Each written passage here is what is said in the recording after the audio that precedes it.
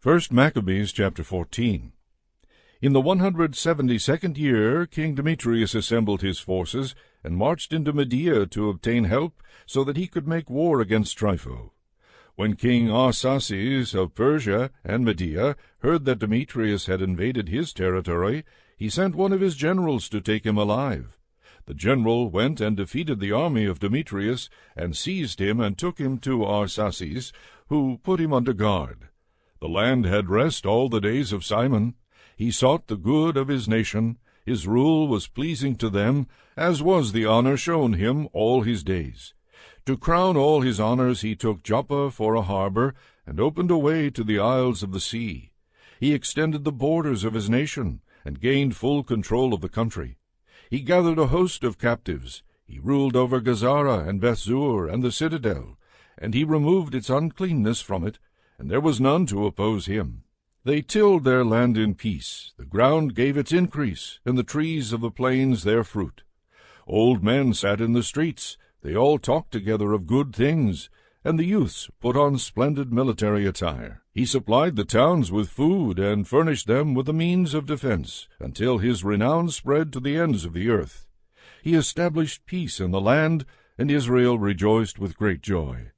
All the people sat under their own vines and fig trees, and there was none to make them afraid. No one was left in the land to fight them, and the kings were crushed in those days. He gave help to all the humble among his people. He sought out the law, and did away with all the renegades and outlaws. He made the sanctuary glorious, and added to the vessels of the sanctuary. It was heard in Rome, and as far away as Sparta, that Jonathan had died, and they were deeply grieved. When they heard that his brother Simon had become high priest in his stead, and that he was ruling over the country and the towns in it, they wrote to him on bronze tablets to renew with him the friendship and alliance that they had established with his brothers Judas and Jonathan. And these were read before the assembly in Jerusalem. This is a copy of the letter that the Spartans sent. The rulers and the city of the Spartans, to the high priest Simon, and to the elders and the priests and the rest of the Jewish people, our brothers, greetings. The envoys who were sent to our people have told us about your glory and honor, and we rejoice at their coming. We have recorded what they said in our public decrees as follows. Numenius, son of Antiochus, and Antipater, son of Jason, envoys of the Jews, have come to us to renew their friendship with us. It has pleased our people to receive these men with honor, and to put a copy of their words in the public archives, so that the people of the Spartans may have a record of them. And they have sent a copy of this to the high priest Simon. After this Simon sent Numenius to Rome with a large gold shield, weighing 1,000 minas, to confirm the alliance with the Romans. When the people heard these things, they said, How shall we thank Simon and his sons? For he and his brothers and the house of his father have stood firm. They have fought and repulsed Israel's enemies, and established its freedom. So they made a record on bronze tablets, and put it on pillars on Mount Zion. This is a copy of what they wrote. On the 18th day of Elul, in the 172nd year, which is the 3rd year of the great high priest Simon, in Asaromel, in the great assembly of the priests and the people and the rulers of the nation and elders of the country, the following was proclaimed to us. Since wars often occurred in the country, Simon, son of Mattathias, a priest of the sons of Joarib, and his brothers, exposed themselves to danger and resisted the enemies of their nation, in order that their sanctuary and the law might be preserved. And they brought great glory to their nation. Jonathan rallied the nation, became their high priest, and was gathered to his people. When their enemies decided to invade their country and lay hands on their sanctuary, then Simon rose up and fought for his nation. He spent great sums of his own money. He armed the soldiers of his nation and paid them wages. He fortified the towns of Judea and Bethzur on the borders of Judea, where formerly the arms of the enemy had been stored, and he placed there a garrison of Jews. He also fortified Joppa, which is by the sea, and Gazara, which is on the borders of Azotus, where the enemy formerly lived. He settled Jews there, and provided in those towns whatever was necessary for their restoration.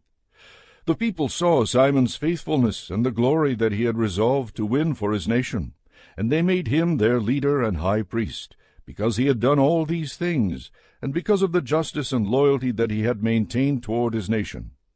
He sought in every way to exalt his people.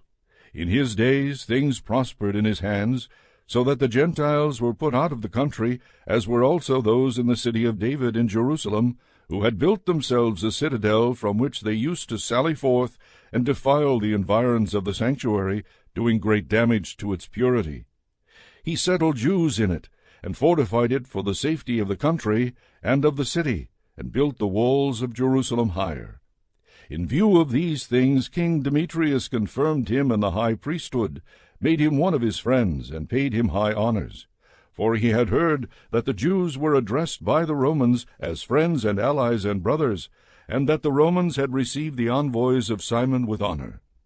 The Jews and their priests have resolved that Simon should be their leader and high priest forever, until a trustworthy prophet should arise, and that he should be governor over them, and that he should take charge of the sanctuary, and appoint officials over its tasks, and over the country and the weapons and the strongholds, and that he should take charge of the sanctuary, and that he should be obeyed by all, and that all contracts in the country should be written in his name, and that he should be clothed in purple and wear gold.